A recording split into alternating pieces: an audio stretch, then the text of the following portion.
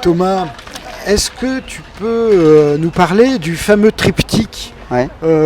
dans le cadre de la protection des troupeaux? Alors en France, il faut savoir qu'il y a une mise à disposition. On paye 20 à 30 millions chaque année qui coûtent aux contribuables 30 millions d'euros pour protéger les troupeaux, 5 millions pour les carcasses parce que des fois effectivement les loups attaquent aussi des moutons, 12 000, on en a parlé, mais effectivement ce qui fonctionne, il faut la complémentarité et le triptyque entre les clôtures électrifiées à 5 fils, mais c'est pas suffisant, plus des chiens, mais attention, des bons chiens de protection, pas que des patous, parfois des kangals et d'autres chiens beaucoup plus doux entre guillemets qui vont être peut-être moins agressifs à l'égard des touristes, mais ça fonctionne. Mais ce qui est indispensable et essentiel, c'est que ça ne marche pas les deux sans le troisième élément, c'est l'éleveur qui est présent toute la journée et le soir relayé fait avec des aides-bergers qui vont être présents. Et moi je milite pour l'organisation de manière pérenne. Alors Opale par exemple, ou en France, Pastoralo ou Vigie, Jura vont mettre en place, ou la FACEPS, des moyens qui vont être l'été, qui vont permettre d'aider les éleveurs le soir venu. Mais moi je pense qu'il faut créer dans les aides et lycées agricoles, c'est pour ça que j'ai soumis ça au ministre de l'Agriculture,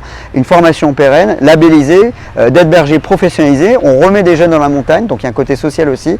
Il y a un côté aussi où on laisse les montagnes ouvertes en quelque sorte, avec évidemment des paysages qui sont entretenus, mais dans un écotourisme intégré où l'éleveur est au centre de la montagne avec ses chiens, avec ses clôtures, et où le soir il peut effectivement dormir sur ses deux oreilles parce qu'il sait qu'il y a une présence humaine. L'année dernière avec Opale, dans le canton de Vaud, quand il y a une présence humaine, il y a eu 0 attaque en Suisse, ce qui prouve bien que le loup a peur de l'animal vertical et de la présence humaine. Donc il n'y aura jamais 0 risque, mais ce qui est important de comprendre, c'est pas parce qu'on risque d'avoir un accident en voiture qu'on ne prend plus la voiture. Donc le loup c'est pareil, il faut considérer le loup comme un facteur risque, mais comme un autre, pas pire qu'un autre, et j'allais dire bien moins pire que le changement global et le réchauffement climatique. Est-ce que c'est encore un intérêt dans quelques années de produire de la viande quand on sait qu'un steak va faire 10 000 à 12 000 litres d'eau, et qu'on sait qu'aujourd'hui la Cour des comptes a dit que notre élevage n'est pas durable en termes de ressources alimentaires et en termes de ressources en eau, de gaz à effet de serre produites par l'élevage. Je n'ai rien contre la viande ni contre l'élevage, mais c'est une conséquence malheureusement auquel il faudra réfléchir.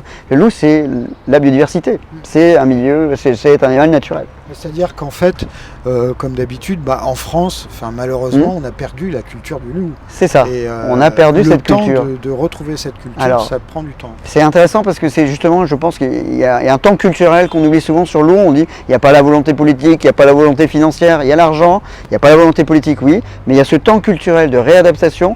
Et j'ai fort espoir que les jeunes générations, eux, s'approprient les prédateurs comme un élément naturel qui ont leur place dans la niche écologique, tout en leur expliquant ce que c'est un loup, que c'est ni gentil ni méchant, mais un prédateur naturel. Et il faut effectivement 30 ans que le loup revient, mais il faut aussi qu'on fasse de grands efforts autour de tables communes où on ne se renvoie pas là-bas les uns contre les autres en mettant des murs, mais plutôt en construisant des ponts et des passerelles pour que les écologistes dans les associations, mais aussi bien sûr les chasseurs et les éleveurs et les politiques se mettent ensemble à discuter et à gérer le problème loup comme un problème, mais qui n'est pas insurmontable, incurable, comme une fin en soi apocalyptique, quoi. Le loup c'est une chance pour l'écosystème. Pour moi c'est vraiment une chance, et beaucoup de jeunes, de mes jeunes, pensent que c'est effectivement un facteur, j'allais dire, amélioratif dans nos écosystèmes, et ça c'est évident.